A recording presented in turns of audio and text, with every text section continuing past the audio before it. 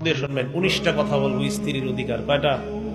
এরপর ইনশাল্লাহ আলোচনা শেষ। অনেক রাতে আপনারা আলোচনা দিয়েছেন, এত রাতে দেওয়া ঠিক হয়নি। 1 নাম্বার, হুসনু মুআশারাত, সৎভাবে বসবাস করা। 1 নাম্বার, বিবির সাথে সৎভাবে বসবাস করা। সৎভাবে বসবাস করা, স্ত্রীর সাথে ভালোভাবে বসবাস করা, এটা স্ত্রী আপনার কাছে পাও না।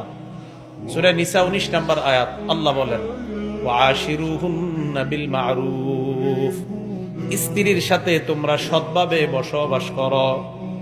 ফাইন কারিহতুমুহুন্না, যদি তোমরা বিবিদেরকে অপছন্দ করো, ফাসা আন তাকরাহু শাইআ, হতে পারে তুমি বিবির যেই বিষয়টা অপছন্দ করো, ওয়াজআলাল্লাহু ফীহি খায়রান কাসীরা, এই অপছন্দ বিষয়ের মধ্যে আল্লাহ প্রচুর পরিমাণ কল্যাণ রেখে দেয়।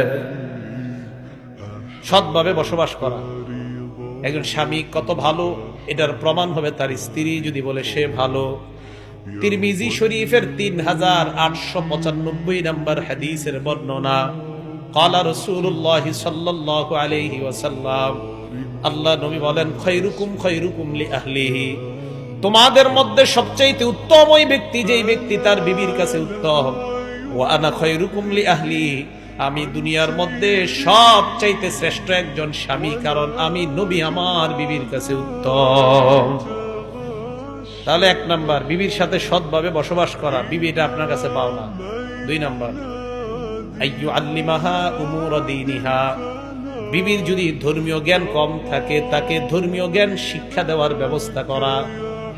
ওয়াহুসাহা আলা তাআ, বিবিকে নেক কাজে সহযোগিতা করা। আপনার বিবিকে আপনি নেক কাজে সহযোগিতা করা, এটা আপনার বিবি আপনার কাছে পাও না।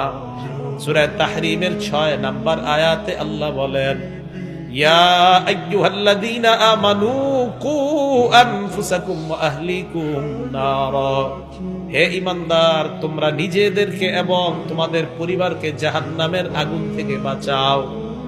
এই আয়াত নাজিল হওয়ার পর হযরত ওমর আল্লাহর নবীর কাছে আসলেন।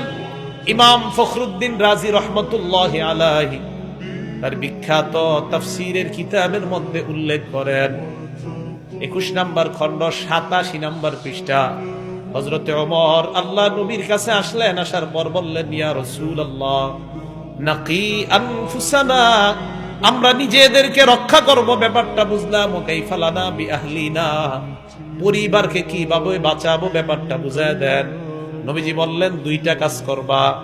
1 নাম্বার, তানহাউহুন্না আম্মা নাহাকুমুল্লাহ, আল্লাহ যা নিষেধ করেছেন তোমাদের পরিবারকে এইগুলা থেকে নিষেধ করবা।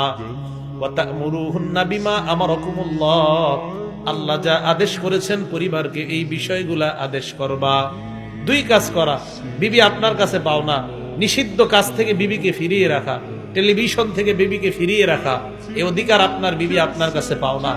নেক কাজের আদেশ করা, নামাজে দেরি করলে বিবিকে বলা নামাজ পড়ো, রান্না করতে গিয়ে আসরের নামাজটা বিলম্ব হয়ে গেলে তাড়াতাড়ি বলা রান্না করো, রান্না ছাড়ো, তাড়াতাড়ি নামাজ পড়ো, এটা আপনার বিবি আপনার কাছে পাও না। ইবাদতের প্রতি উৎসাহিত কিভাবে করবেন? দলিল আবু দাউদ শরীফ হাদিস নাম্বার 1308 নাম্বার হাদিস, 1308 নাম্বার হাদিস, ক্বালা রাসূলুল্লাহ সাল্লাল্লাহু আলাইহি ওয়াসাল্লাম, আল্লাহ নবী বলেন রহিমাল্লাহু রাজুলান কামা মিনাল লাইল,